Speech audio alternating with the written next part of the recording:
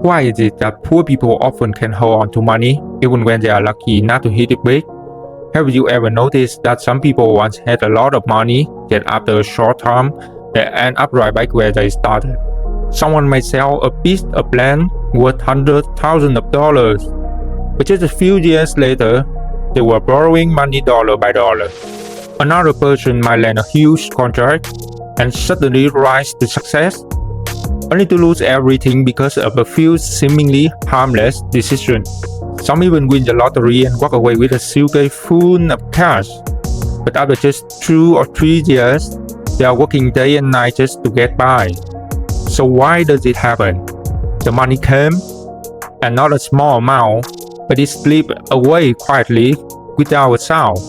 Not because they don't value money, and not because they are poor due to stupidity, as many people like to joke, but simply because they never learn how to keep it.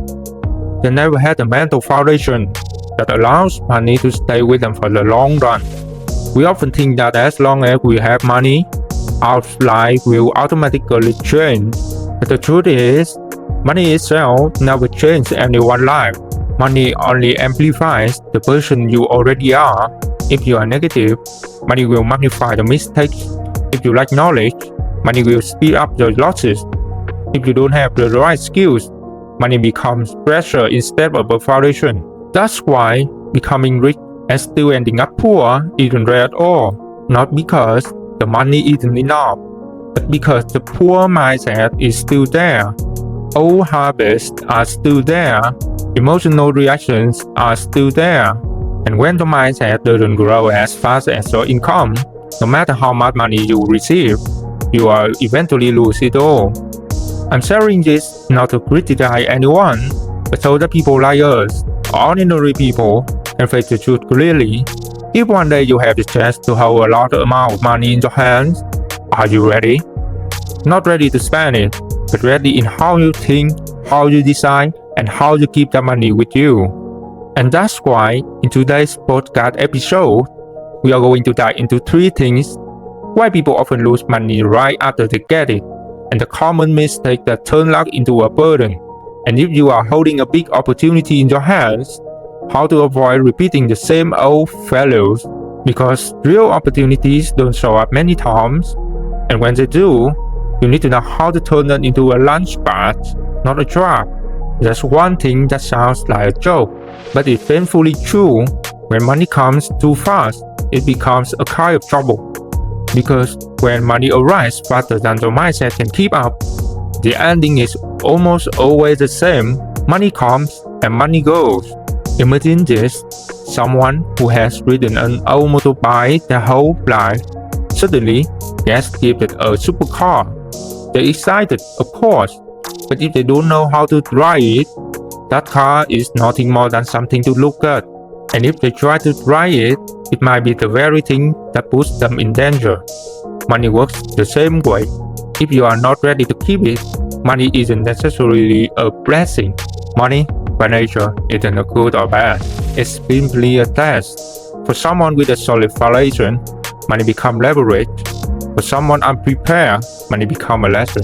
And no matter how much money you once had, if you lack your core skills, you will end up right back at the starting line, or worse. Welcome to the truth, where we talk about the truth the elite don't want you to know. Part 1. Money is not a gift, it's a tool and a test.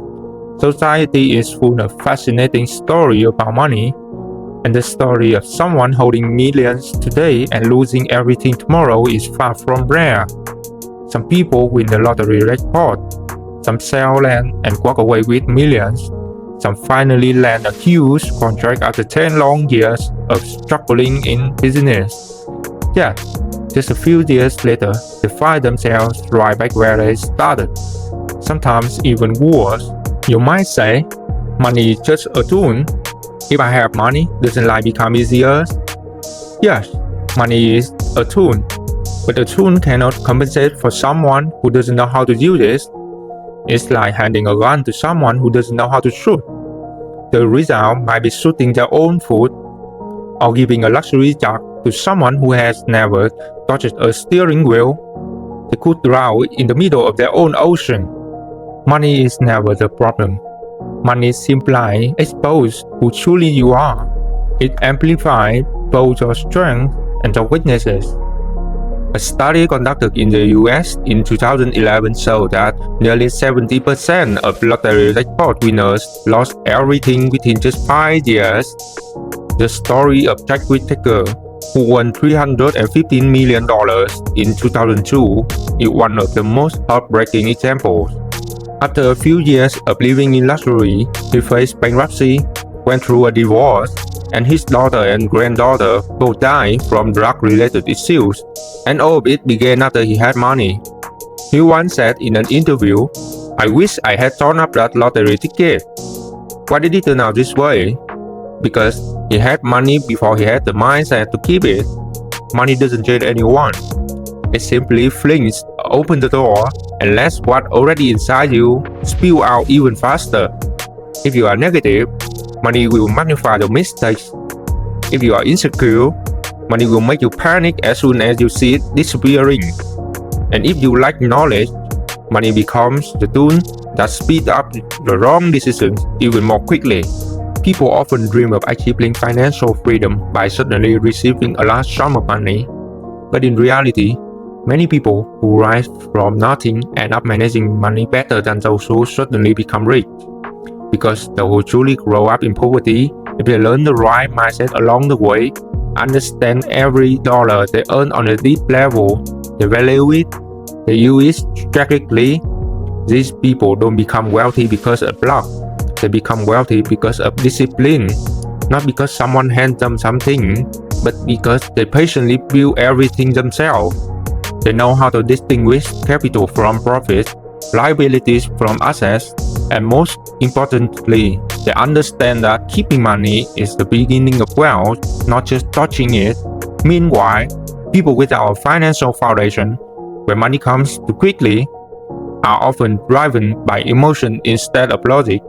They spend to compensate for their insecurity, they spend to look like everyone else, they invest based on advice from acquaintances, not analysis, and the biggest thing they don't realize is that money is a resource, but if you can't control yourself, money will end up controlling you. Always remember, money is a good employee but a terrible master. What you allow money to become in your life is entirely your choice.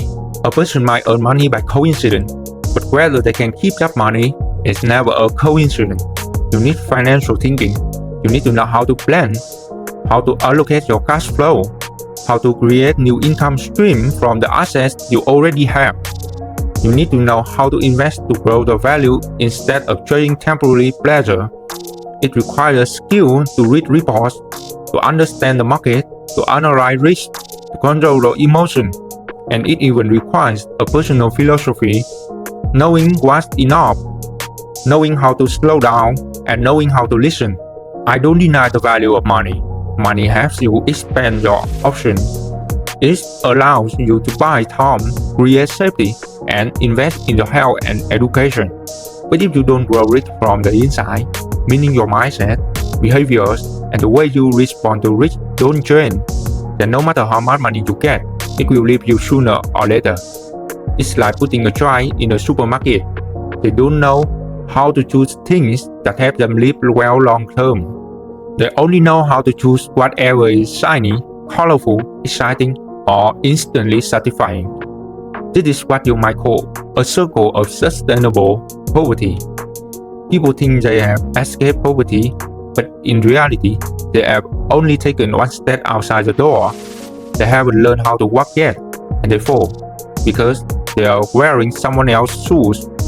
Poverty isn't just a financial condition, it's a habit, a lifestyle, a system of automatic reactions. If you don't change those things, then whatever money you have is like pouring water into a basket. It looks full for a moment, but almost nothing stays. Many people, even after going bankrupt, continue repeating the same old mistakes. The reason is simple. They learn from the pain, they don't learn from the cost. They remember the feeling of losing money, but they don't understand why they lost it. So, when another opportunity comes, they react the exact same way, and end up with the exact same result.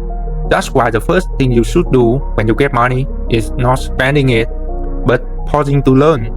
Learn how to keep money, learn how to allocate it, learn how to create new cash flow, learn how to control your spending. And before learning any of that, you need to look inward. Where are you on the financial mindset ladder? Are your decisions being driven by emotion? Are you living according to the people's expectations? Do you have enough principle to say no to risky invitation? In the end, money is not a savior. It's a debt. It doesn't make you a better person. It only gives you more of what you already have. And if more means more bad habits, then honestly, the more money you get, the faster you slide toward the bottom. I'm not saying this to make you afraid of money, but to help you understand it correctly. Money is an amazing thing, but only when you are ready. If you have never learned how to live without depending on money, if you never learn discipline when you have little, then when you finally have a lot, you will lose your direction. In other words, don't pray for money to come if you haven't prepared the mindset worthy of keeping it. And if money has come your way, slow down a little. Don't rush to spend. Don't rush to show off. Don't rush to upgrade your car, the house, or your circle. Upgrade your mindset, your behavior, your life strategy. Then, let money work for you, because you may never get a second chance. And if you do, you must show up as a different version of yourself. The version that doesn't expect money to fix everything, but use money to rebuild everything from the ground up. Part 2. When luck becomes a burden. I've always believed there's something even more dangerous than having no money. Having money too early, before we are mature enough to keep it. When money falls into the hand of the wrong person, it's no different from handing a ferry to a child who never learned to drive. And the reason people spiral into financial ruin is not because they are unlucky, it's because they fall into the same mistake again and again. The common mindset traps that nobody ever teaches us in school. Mistake number 1, making decisions based on emotion, not a system. When money comes suddenly, the first psychological reaction is excitement. And from that excitement, people tend to spend impulsively without any strategy. You just close a big contract, you just show a piece of land for 5 times the price you paid. Great, but the moment you think, I deserve to enjoy this, is exactly the moment you step into dangerous spiral. My friend of mine had $1 million in his bank account at age 25. That was a huge amount at the time. He made it from purely print on demand, and he was incredibly successful. He's a talent guy, but talented only within his area of expertise. At the moment he had money, he started looking for ways to invest, so he could reach financial freedom early. But the very first thing he did was buy himself a car. If I remember correctly, it was around $100,000. Honestly, buying a car isn't wrong. No problem with that. But last year, he had to sell it for a bit over $25,000. Even though the car was only 3 years old, and 3 years old of US for a car is basically nothing. It's still almost like new. Then he invested in 2 ventures. One was a tea shop and the other was a junk investment. The results, the $100,000 he put into opening a tea shop 4 years ago, is still sitting in a corner, unsold and unused. As for the job, his business partner scammed him. He invested over $200,000 and now he can't sell the job at all. Last year, there was a storm. No idea where that thing has drifted off to now. And of course, back then crypto was hot, so he invested in crypto too, around $100,000. In the end, he had to cut loss down something like 20 times. If you're watching this video, bro, I'm sorry for dragging your story up here. But honestly, even I recently took a painful hit myself, all because of the same 2 reasons, lack of knowledge and greed. This is a lesson about emotional spending. Without a solid financial foundation, temporary pleasure becomes a double-edged sword. You see, the real problem isn't where you have a lot of money or a little. The real problem is that no one ever taught you that money needs a map. Some money is for investing, some is for saving, some is for rich reserve, some is for future opportunities, and here's the harsh truth. When the money doesn't have a clear destination, it wanders, and wandering money almost always gets lost. Mistake number 2, not knowing the difference between realness and temporary desire. We are emotional creatures, and one of the hardest emotions to resist is the desire to be recognized. When you have money, it's easy to become obsessed with the idea that you must live properly. You feel need to buy luxury brands, upgrade your car, buy gifts for your parents, send your kids to international school, renovate your living room and kitchen so guests will be impressed when they visit.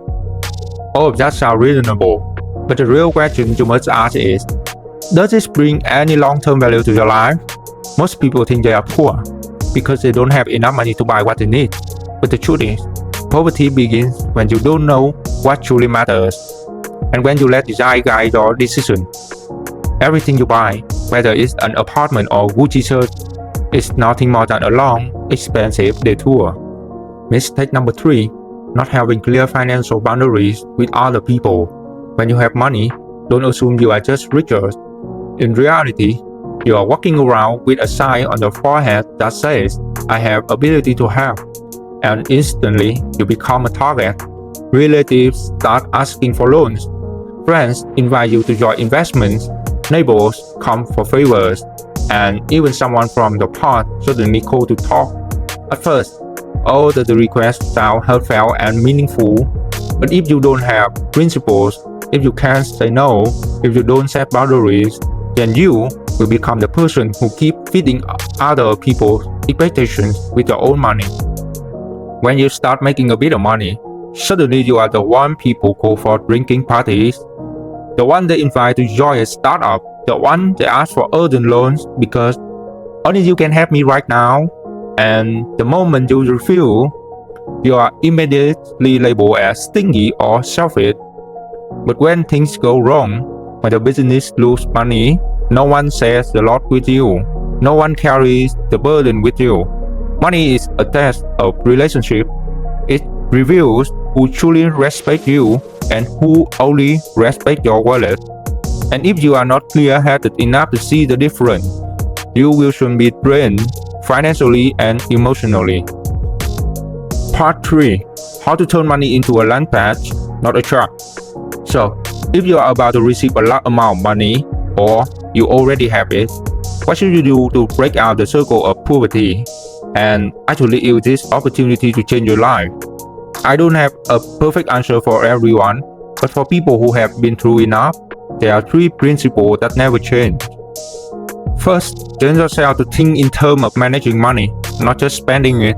Poor people spend money, rich people operate money. People who like financial thinking tend to focus only on spending, not on keeping, managing, or making money grow.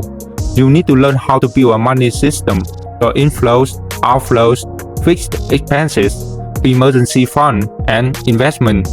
Have a tracking sheet, have spending limits, have rules. Don't spend more than 30% on lifestyle. Don't take quick loans for consumption. Don't invest in anything you don't understand. Real financial freedom doesn't come from high income. It comes from discipline. Build a psychological barrier between you and money. When you have money, you will be pulled by emotion, expectation, and temptation. That's why you must prepare the mindset before the money comes, instead of letting money drag you around. First, avoid the compensation effect. Don't spend just to take revenge on the past. Second, avoid the validation syndrome. Don't spend money just to prove yourself or earn someone else's approval. Third, avoid the fear of missing out. Don't invest just because you are scared of being late. One of the clearest signs that someone isn't ready for money is the fear that if they don't spend now, they will regret it.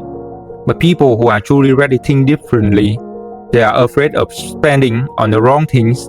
And that's the difference between freedom and dependence. The principle is simple. Turn money into your foundation, not your destination. You need to answer 3 questions before spending any large amount of money. First, What long-term value does this money serve in my life? Second, how will this money help me create new cash flow? Third, if I lose all this money, can I still stay calm and clear-headed? If you cannot answer these three questions, then stop, because you are probably not using money. You are letting money use you. Instead of buying a luxury car just to show who you are, ask yourself, will this car help me win more contracts? Instead of investing because a friend suggested it, ask, do I actually understand the market? Instead of opening a shop out of passion, ask, do I have a business model that can really survive? You won't become wealthy because of what you own. You will become wealthy because of what you can operate. And to operate anything well, you need a strategy, not momentary excitement. Good opportunities don't come often, and not everyone is lucky enough to have a large sum of money flow into their life. But in the end, luck doesn't prove anything. Luck is just an invitation, and how you respond to that invitation depends on your mindset, your principles, and the foundation you built before the money came. Money doesn't save anyone. It merely reveals who truly are. And if you are not yet grounded, money will amplify the poverty habits inside you, making you spend faster, go harder, and lose direction sooner.